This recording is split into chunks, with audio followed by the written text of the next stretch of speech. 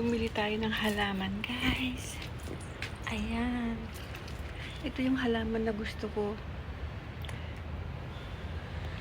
Tagal ko na siyang gusto.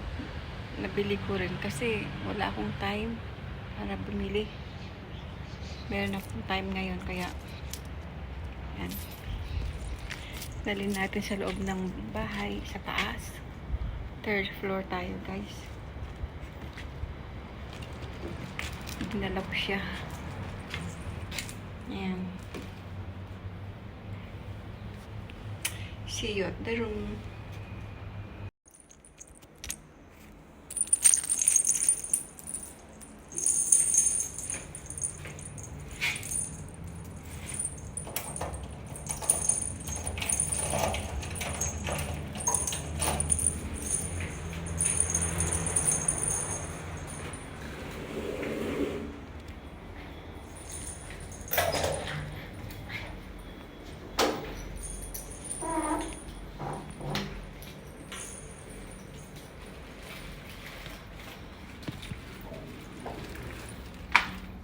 Ayan, guys.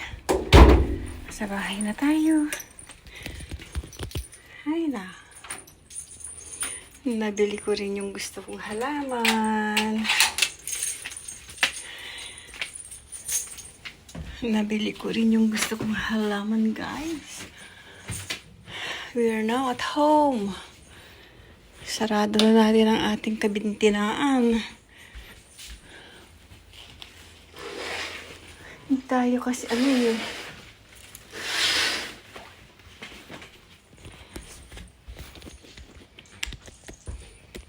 Come on! Tanggalin na natin siya sa kanyang plastic. Sorry.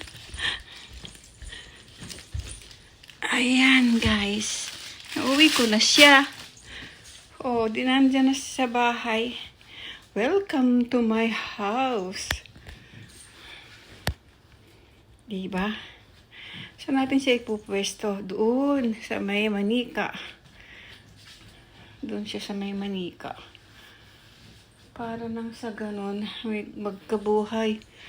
Hindi ako sanay kasi, guys, ng walang halaman sa loob ng bahay. Parang super lungkot. Malungkot kasi kapag walang halaman sa bahay. Dito ko siya ipupwesto. It's because I have time to fix my place. So, ayan. Kuha tayo ng paso. Diyan. Ang kanyang pwesto. Pero parang okay.